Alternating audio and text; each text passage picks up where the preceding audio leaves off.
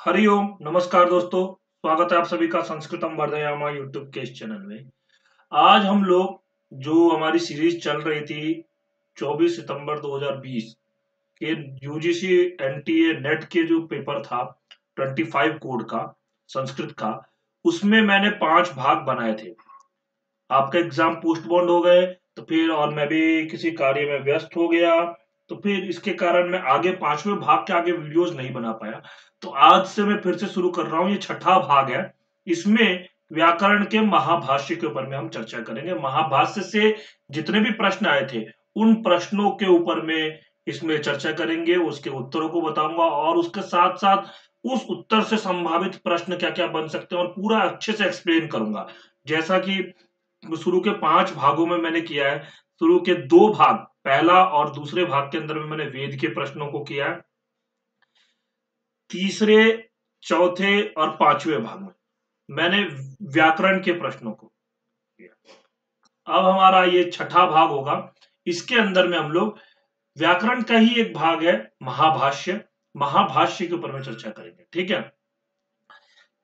इसको शुरू करने से पहले मैं आपको एक सूचना दे दूं कि जो लोग बीएड का एंट्रेंस एग्जाम यानी कि बीएड करना चाहते हैं, उसके लिए विद्यापीठ, लाल बहादुर शास्त्री राष्ट्रीय संस्कृत विश्वविद्यालय, जो कि पहले विद्यापीठ था, राष्ट्रीय संस्कृत संस्थान, हाँ वो अभी केंद्रीय संस्कृत विश्वविद्यालय बन गया, और राष्ट्रीय संस्कृत तिरुपति और राष्ट्रीय संस्कृत विश्वविद्यालय जो कि आपका तिरुपति है। इन तीनों जगहों के फॉर्म निकल गए हैं। तो उसके एंट्रेंस एग्जाम की तैयारी ऑनलाइन हम करवा रहे हैं। हाँ, और इसका शुल्क नाम मात्र केवल 200 रुपए रखा है। ठीक है। जो लोग एंट्रेंस एग्जाम के लिए तैयारी करना चाहते हैं वो लोग इस नंबर पे कॉल कर सकते हैं 8130449946। इस नंबर पे कॉल कर सकते हैं। ठीक है। इस नंबर को मैं डिस्क्रिप्शन बॉक्स में डाल दूंगा। आप लोग कोई भी क्वेरी हो बीएड एंट्रेंस एग्जाम से रिलेटेड, वो इस नंबर पे कॉल करके पूछ सकते हैं। ठीक है, चलिए शुरू करते हैं। देखिए, अधस्तनेषु पतंजलि प्रतिपादितेषु व्याकरण प्रयोजनेषु नास्ति। नीचे दिए गए पतंजलि के द्वारा प्रतिपादित व्याकरण के प्रयोजनों में नहीं है। तो रक्षार्थम, ऊह, आगमः, संदेहार्थम। अब देखिए, इसमें पतंजलि ने व्याकरण के 5 प्रयोजन बताए, 5 मुख्य प्रयोजन बताए हैं। ठीक है। मुख्य प्रयोजन व्याकरण का या शब्दानुशासन का, दोनों में से कुछ भी बोल सकते हैं, और 13 गौण प्रयोजन बताए। ठीक है। तो उसमें मुख्य प्रयोजनानी होगा, बहुवचन हो जाएगा। चलो कोई नहीं, मुख्य प्रयोजन हिंदी में लिख दिया। हाँ, 5 जो है मुख्य प्रयोजन और 13 गौण प्रयोजन, ये बताए गए। ठीक। तो उसमें ये कौन कौन से प्रयोजन बताए गए हैं मैं इसके बारे में भी बता देता हूं। देखिए, ये महाभाष्य की पंक्ति है, पाणि पुनः शब्दानुशासन से प्रयोजन। फिर ये प्रश्न होता है कि कौन से शब्दानुशासन के प्रयोजन हैं। तो रक्षा, ऊह, आगम, लघु और असंदेह प्रयोजनम। इसको एक एक करके अलग लिख देता हूं। देखिए, पहला है रक्षा, दूसरा ऊह, तीसरा आगम, चौथा लघु और 5वां असंदेह। ठीक है, ये 5 प्रयोजन है व्याकरण के। तो इसमें देखिए, रक्षार्थम ये तो है ही, ऊह ये भी है, आगम ये भी है, संदेहार्थम नहीं है। यहां पे पूछा है नास्ति। ये चीज हमेशा ध्यान रखना कि नास्ति और अस्ति में बहुत से लोग एग्जाम में इससे कंफ्यूज हो जाते हैं। तो संदेहार्थम नहीं है, इसकी जगह पर क्या है, असंदेहार्थम। ठीक है। तो इसका आंसर हो जाएगा चौथा। अब हम लोग इसकी अच्छे से व्याख्या देख लेते हैं। रक्षा का क्या है, रक्षा की मतलब रक्षा जो प्रयोजन है वो किस लिए बताया गया है, ऊह प्रयोजन किस लिए बताया गया है, ये सारी चीजें इसमें विस्तार से बताया है। तो उसको हम एक बार एक्सप्लेन कर लेते हैं।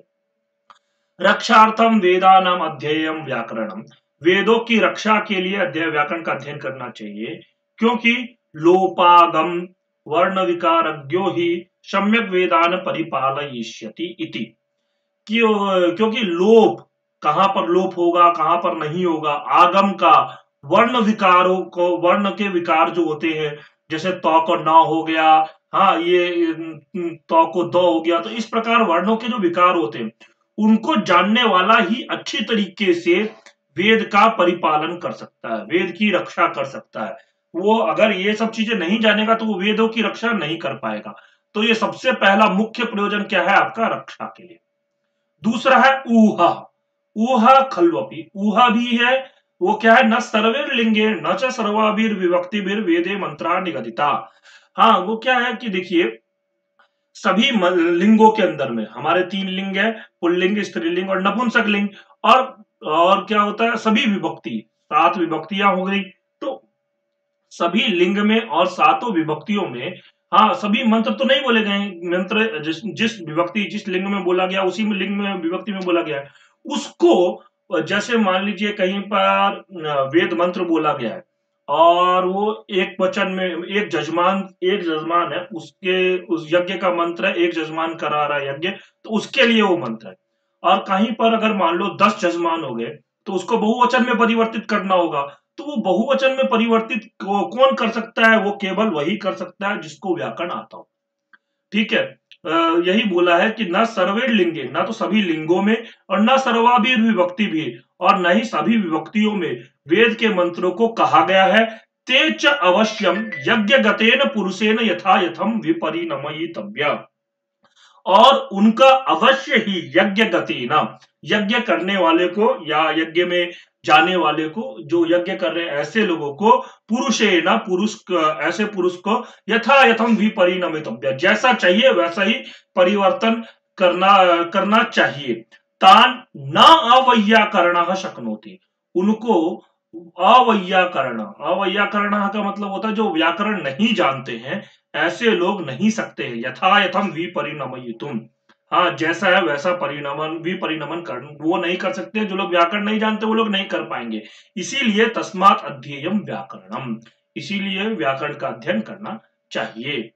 यानी कि सभी लिंगों विभक्तियों में परिवर्तित करने के लिए, हमारा ऊह करने के लिए, ऊह मतलब कल्पना करने के लिए, कल्पना थोड़ा सा ऐसा हो जाता है कि हम सोच करके करते हैं, वो मतलब ये आपका संभावना, इसकी क्या संभावना हो सकती है, ऐसा ऊह करने के लिए हमें व्याकरण का अध्ययन करना चाहिए। तीसरा प्रयोजन है आगम, आगम खलुपि ब्राह्मणेन निष्कारणो धर्म षडंगो वेदोध्यो ज्ञेयश्च, ब्राह्मण के द्वारा निष्कारण, बिना किसी कारण के धर्म धर्म का अध्ययन, षडंगो 6 अंग, कौन कौन से, शिक्षा, व्याकरण, छंद, कल्प, निरुक्त और ज्योतिष, वेदो अध्ययो ज्ञेयश्च, और वेदों का अध्ययन और ज्ञान करना चाहिए। इति प्रधानम च 6 अंगेषु व्याकरणम, 6 अंगों में प्रधान क्या है, व्याकरण है। प्रधाने च कृतो यत्न फलवान भवति, और प्रधान में अगर हमने यत्न किया, प्रयत्न किया, तो वो क्या होता है, वो फलवान होता है, उससे फल हमें प्राप्त होता है। ठीक, तो ये हमारा व्याकरण जो है 6 अंगों में प्रधान है, तो उसके ऊपर में अगर हम यत्न करते हैं तो वो हमें फल प्राप्ति कराता है। तो इसलिए तीसरा अध्ययन, इसीलिए हमें क्या करना चाहिए, व्याकरण का अध्ययन करना चाहिए आगम के लिए। फिर उसके बाद लघु, लघु अर्थम चा अध्ययन व्याकरणम, लघु अर्थ के लिए भी हमें व्याकरण का अध्ययन करना चाहिए। देखिए जैसे इन्होंने बताया महाभाष्यकार ने कि ब्राह्मणेन अवश्यम शब्दाज्ञेया, ब्राह्मणों को अवश्य ही शब्दों को जानना चाहिए। इति न चांतरेण व्याकरणम लघुनोपायेन शब्दाः शक्याः ज्ञातुम, और व्याकरण के अलावा, न चांतरेण व्याकरण के अलावा, लघुनोपायेन, और ऐसा कोई छोटा उपाय नहीं है जिससे कि शब्दों को जान सके, इसलिए लघुता के लिए व्याकरण का अध्ययन करना चाहिए। ये हो गया चौथा प्रयोजन। उसके बाद असंदेहार्थम, असंदेहार्थम च अध्येयम व्याकरणम, असंदेह के लिए व्याकरण का अध्ययन करना चाहिए। याज्ञिकाः पठन्ति, अब जैसे याज्ञिक लोग पढ़ते हैं, वो क्या पढ़ते हैं, स्थूल पृषतिम आग्नि वारुणी अनडवाही आलभेति इति। हाँ तो यहां पर क्या है, स्थूल पृषति, स्थूल पृषतीम आग्नि वारुणी अनडवाही आलभेत इति। हाँ, ये इसको स्थूल पृषती मतलब अनडवाही अग्नि के लिए वारुणी अग्नि के लिए लेकर के आओ। तस्याम संदेह, इसमें संदेह होता है क्या? स्थूला चाशो पृषति च स्थूल पृषति। हाँ, ये जिसके ऊपर में मतलब स्थूला चाशो पृषति च स्थूल पृषति, एक तो ये अर्थ हुआ। दूसरा हुआ स्थूलानि पृषन्ति यस्याह से यम स्थूल पृषति। हाँ, जिसके मतलब ये अभी मैं अर्थ बताता हूं, तो ये दूसरा अर्थ हुआ। अब ये दो अर्थ हुए इसके। पहला है तत्पुरुष समास का है, ठीक है, पहला है तत्पुरुष समास। दूसरा अर्थ होगा बहुव्रीहि समास, ठीक। अब देखो, स्थूला चासो पृषति, स्थूला मतलब मोटा, चासो पृषति, पृषति बोलते हैं धब्बे को। हाँ, जैसे देखते होगे आप लोग गाय के ऊपर में धब्बा होता है। जैसे सफेद गाय है तो सफेद के ऊपर में काले रंग का धब्बा होता है। तो वो क्या है? वो जिसके ऊपर में काली मतलब जिसके ऊपर में धब्बा जो है वो बड़ा हो, ऐसा ऐसा स्थूल पृषति, ऐसे को बोलते हैं स्थूल पृषति गाय। तो ऐसी गाय लेकर के आए। या स्थूलानि पृषन्ति यस्याह, ठीक है, यस्याह, वो आपके ऊपर में ये स्थूलानि पृषन्ति, हाँ मतलब ऐसा स्थूल पृषति जिसके ऊपर में मोटी धब्बा हो वो, और या आपको नहीं, ये क्षम्यतां, थोड़ा सा इसमें अलग है। यहां पे तत्पुरुष समास में स्थूला चासो पृषति, मतलब वो जो गाय है वो स्थूल हो, मोटी हो, और उसके ऊपर में पृषति धब्बा भी हो। धब्बा मतलब छोटा छोटा धब्बा हो। यहां पर गाय मोटी हो और धब्बा छोटे छोटे हो, तो वो स्थूल पृषति, ऐसा तत्पुरुष समास में होगा। और स्थूलानि पृषन्ति यस्याह, जिसके प्रशंति मतलब धब्बे जो है वो बड़े बड़े हों, यहां पे जिसके, तो ये सयम, वो ऐसी स्थूल पृषति, ये बहुव्रीहि समास में होगा। तो अब यहां पर संदेह होता है कैसा गाय लेकर के आए? मोटा गाय लेकर के आए जिसके ऊपर में छोटे छोटे धब्बे हो, या पतली गाय लेकर के आए जिसके ऊपर में बड़ा धब्बा हो। अब यहां पर संदेह हो गया, तो इसी को ताम न अवैयाकरण स्वरतो अध्यवसति, जिसको उसको अवैयाकरण, जो व्याकरण नहीं जानता है वो स्वर से इसको नहीं जान पाएगा। यदि पूर्व पद प्रकृति स्वरत्वम ततो बहुव्रीहि और अथ समासांतो उदात्तत्वम तस् तत्पुरुषः। अब देखो क्या है ऐसा, स्थूल पृषति। आप एक चीज जानते होंगे कि 3 प्रकार के स्वर होते हैं, उदात्त, अनुदात्त और स्वरित। ये 3 प्रकार के स्वर होते हैं। तो वेदों के अंदर में स्वरों को चिन्हित किया जाता है। उदात्त के लिए कोई भी चिन्ह नहीं लगता, कोई भी चिन्ह नहीं है, ठीक है। अनुदात्त के लिए क्या लगता है? ये आपका नीचे में एक ऐसा करके ये चिन्ह लगा, ऐसा डंडा। और स्वरित के लिए ऐसे, ये 3 चिन्ह होता है। तो अब अगर स्थूल पृषति में शुरुआत वाला में कोई चिन्ह नहीं है, इसमें अनुदात्त हो गया, हाँ, और इसमें स्वरित हो गया, इसमें अनुदात्त हो गया, ऐसे करके ये बाद के में मतलब शुरुआत वाला अगर उदात्त है, पहला पद उदात्त है स्थूल पृषति का, तो होगा बहुव्रीहि, बहुव्रीहि होगा। तब ऐसी गाय लेकर के आएंगे जो पतली हो और उसके ऊपर में मोटा धब्बा हो, जब बहुव्रीहि समास होगा। तो जब पूर्व उदात्त हुआ तो बहुव्रीहि हुआ, और अंत उदात्त हुआ, त्रि अगर उदात्त है, ठीक है, ये उदात्त है, इसमें कोई चिन्ह नहीं है, तब फिर क्या होगा आपका? उसमें अंत उदात्त होने के कारण ये तत्पुरुष समास होगा। उसमें क्या होगा कि यज्ञ के लिए हम क्या करेंगे? मोटी गाय लेकर के, ऐसा मोटी गाय लेकर के आओ, और उसके ऊपर में छोटे छोटे धब्बे हो। तो ये इस प्रकार संदेह का निवारण कौन कर सकता है? जो व्याकरण जानता है वही कर सकता है। तो अतः व्याकरणम, असंदेहार्थम व्याकरणम अध्येयम। ये 5 प्रयोजन हो गए, ठीक है। इसीलिए इसका आंसर क्या हो गया, असंदेहार्थम। संदेहार्थम नहीं होगा, ये पिछली बार के 2020 के पेपर में आया हुआ था, वही प्रश्न हम लोग कर रहे हैं, ठीक है। अब इसके बाद आते हैं, ये तो हो गए 5 प्रयोजन मुख्य। इसके बाद में आते हैं 13 गौण प्रयोजन भी। इमानी च भूयः शब्दानुशासनस्य प्रयोजन, शब्दानुशासनस्य प्रयोजन। और ये भी जो है शब्दानुशासन के प्रयोजन कहे गए, मतलब और ज्यादा शब्दानुशासन के प्रयोजन कहे गए। वो कौन कौन से हैं, ये मैं आप लोगों से सलाह दूंगा, मतलब कहूंगा कि आप लोग इसको याद कर लीजिए। क्यों? क्योंकि 2017 के लगभग में एग्जाम में आपसे इसका क्रम पूछ लिया था, 10वां नंबर का गौण प्रयोजन कौन सा है। तो ये आपको अगर क्रम से याद है तो आप इस प्रकार के प्रश्नों को आराम से कर सकते हो। तो पहला देखिए, पहला है तेसुराः दुष्टः शब्दः यदधीतम यस्तु प्रयुङ्क्ते अविद्वांसः विभक्तिं कुर्वन्ति यो वा इमाम चत्वारि उत्तत्वा शक्तुमिव सारस्वतीं दशम्यां पुत्रस्य और सुदेवो असि वरुण इति। ये 13 गौण प्रयोजन, ठीक है। अगर आपसे प्रश्न पूछा जाए गौण प्रयोजन कितने, तो 13। अब ये आते हैं दूसरे प्रश्न पे। चत्वारि श्रृंगास्त्रयोश्य पादा द्वे शीर्षे सप्त हस्तासु अस्य इत्यत्र द्वे शीर्षे इत्यनेन, द्वे शीर्षे इत्यनेन महाभाष्ये पतंजलिना किम गृहीतम। यहां पर द्वे शीर्षे से महाभाष्य में पतंजलि ने क्या ग्रहण किया है। तो इस प्रश्न से आपको एक चीज है, आपको यह समझ में आ रहा होगा कि डीपली अध्ययन करना बहुत जरूरी है। आप इसको ऐसे नहीं है कि केवल नाम याद कर लिया हो गया, अब इसका व्याख्या भी आपको देखना होगा। इसीलिए मैं हर एक चीज का व्याख्या करवा रहा हूं। जैसे आप देखोगे 5 प्रयोजनों का मैंने व्याख्या बताया, तो ये इसी कारण से कि आपको कोई कंफ्यूजन ना हो, एग्जाम की तैयारी आपकी अच्छी हो जाए। नित्य शब्द शिरस्थानम, कार्य शब्द और कंठस्थानम।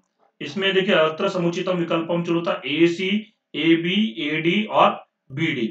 देखिए इसका आंसर हम लोग देखेंगे बाद में, पहले मैं समझा देता हूं। देखिए ये है चत्वारी, और ये 13 गौण प्रयोजनों में से एक है। ये देखिए चत्वारी, ये रहा 8वां गौण प्रयोजन है, और उसी का ये है चत्वारी श्रृंगाः त्रयोस्य पादा द्वे शीर्षे सप्त हस्तासो अस्य त्रिधा बद्धो वृषभो रौरवीति महो देवो मर्त्या आविवेश इति।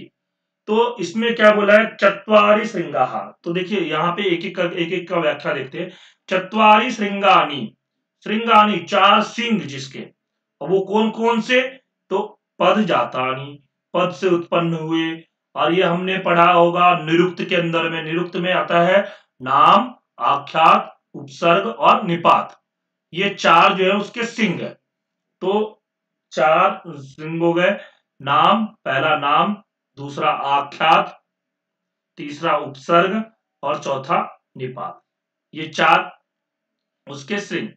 पद जातानि त्रयो अस्य पादा, और 3 इसके पाद है। तो त्रयो अस्य पादा का मतलब कौन से, त्रयो अस्य पादा त्रयः कालाः, 3 काल है। कौन कौन से, भूत, भविष्य और वर्तमान। भूत, भविष्य, वर्तमान।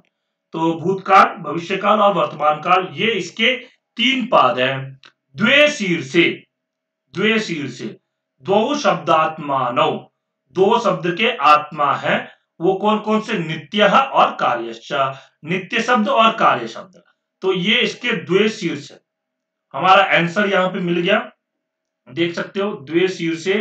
हाँ, द्वे शीर्षे इत्यनेन महाभाष्ये पतंजलिना किम गृहीतम, नित्य शब्द ए और कार्य शब्द ये दोनों ग्रहण किया। तो इसका आंसर ए और सी, यानी कि पहला वाला इसका आंसर होगा, ठीक है। अब आगे देख लेते हैं। सप्त विभक्तया, सप्त विभक्तया मतलब 7 विभक्तियां। त्रिधा बद्धो, 7 विभक्तियां आपको पता ही है। त्रिधा बद्धा, त्रिधा बद्धा मतलब 3 स्थानों से बद्ध है। वो कौन कौन से, त्रिषु स्थानेषु बद्धा, बांधी हुई है, ठीक है। वो कौन कौन से स्थान है, उरसी, उरसी बोलते हैं हम वक्षस्थल को, उरसी कंठे, कंठ में और शिरसी, ये 3 स्थानों पे बंद है। ये एग्जाम में पूछा जा सकता है, शब्द जो है कितने स्थानों से बद्ध है, तो 3 स्थानों से, उरसी, कंठे और शिरसी। वृषभो वर्षनात्, हाँ वृषभ है वर्षण करने के कारण, ठीक है। रोरवीति शब्दम कुरुति, रोरवीति का मतलब क्या है, शब्द करता है, ठीक है, उत्तेज से शब्द करते हैं। कुत एतत्, कहां से एतत्, रौति शब्द कर्मा, हाँ रौति बोलते हैं, रौति जो रू धातु से बना है, रौति शब्द कर्मणा। और रोरवीति मतलब ये क्या है, हमने पिछला वाला जो व्याकरण का वीडियो था उसमें मैंने बताया था यंग लुगंत प्रकरण। यंग लुगंत का प्रकरण का मतलब क्या होता है, बार बार कोई चीज होना, तो बार बार शब्द कर्म करता है, ठीक है, तो इसीलिए बोलते हैं रोरवीति, रोरवीति। फिर उसके बाद महोदेवो मर्त्या आविवेशा महान देव शब्द, महान देव ये जो है देव, देव है शब्द, वो क्या है, मर्त्या आविवेशा, मर्त्य लोक में जो मनुष्य है ना उनमें आविष्ट है। यहाँ हमारे जैसे जो मनुष्य है, हमारे यहाँ पे हम लोग क्या है, शब्द हमारे अंदर में आविष्ट है, ऐसे शब्द जिसकी की 4 सिंह है, हाँ 3 उसके पैद है, 2 उसका शीर्ष है, 7 हाथ है, 7 विभक्ति जो है उसके हाथ है। ये देखिए सप्त हस्तासु त्रिधा बद्धो, 3 स्थानों से बद्ध है। और वृषभो रोरति, वृषभ के समान रोरवीति शब्द करते हैं। महोदेवो मर्त्या आविवेशा, और ये महान देव जो है वो मर्त्य लोक में आविवेश आविष्ट है, ठीक है। मर्त्या मरणम धर्माणो मनुष्यास्तान आविवेश, जिनका मरण जो है वो धर्म है, ऐसा मतलब कि ये कहते हैं कि मृत्यु, हम लोग जो मनुष्य है ना मरना हमारा निश्चित है, तो इसीलिए हम बोलते हैं हम लोग मर्त्य कहे जाते हैं, मर्त्य लोक में रहते हैं। हाँ तो मनुष्यों का मनुष्यों में आविष्ट है। महता देवेन न साम्यम यथा स्यात् इत्यध्येयम व्याकरणम, महता देवेन न श्यामम, हाँ महान देवों के हम लोग जो है वो समान हो जाए, यथा यथा स्यात्, हाँ हो सके, इसीलिए हमें क्या करना चाहिए, हमें व्याकरण का अध्ययन करना चाहिए। इसी के बाद में एक और इसका अर्थ निकालते हैं, ठीक है। चत्वारी का 2 अर्थ, अपरा दूसरे विद्वान लोग क्या बोलते हैं, चत्वारी वाक् परिमिता पदानी तानि विदुर ब्राह्मणा ये मनीषिणः गुहा त्रीणि निहिता नेंगयन्ति तुरीयम वाचो मनुष्या वदन्ति। अब देखिए इसका एक एक का व्याख्या देख लेते हैं। चत्वारी वाक् परिमितानि पदानि चत्वारी पद जातानि, तो 4 जो है वाक् परिमित शब्द वो क्या होते हैं, पद जो होते हैं वो 4 पदों से उत्पन्न हुए, ठीक है। वो कौन कौन से, नाम, आख्यात, उपसर्ग और निपात। इसी का उद्योतकार जो है, उद्योत जिन्होंने महाभाष्य पर टीका लिखी है, उद्योत टीका, उस टीका के अंदर में इसका परा, पश्यंती, मध्यमा और वैखरी, ये 4 पद जातानी करते हैं।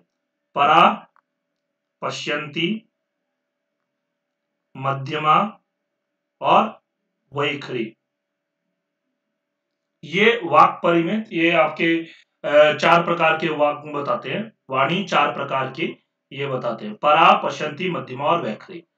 तो ये निपाताश्च जो है ना, चौ ग्रहण करने से उन्होंने व्याख्या में लिखा है कि नाम, आख्यात, उपसर्ग और निपात तो होता ही है, साथ में ये भी 4 होते हैं, ठीक है।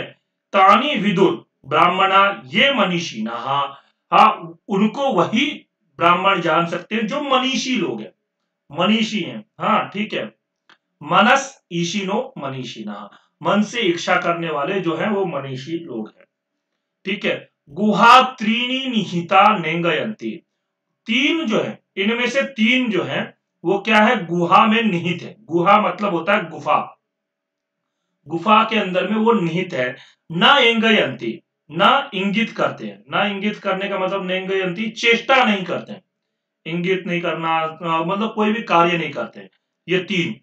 हाँ गुहायाम त्रीणि निहितानि नेंगयन्ति न चेष्टन्ते न निमिषन्ति इत्यथा, तो वही है 3 जो है इनमें से नाम, आख्यात, उपसर्ग और निपात, ये जो 4 बताए गए इनमें से 3 वो क्या होते हैं, वो आपके इसमें चेष्टा नहीं करते हैं, ठीक।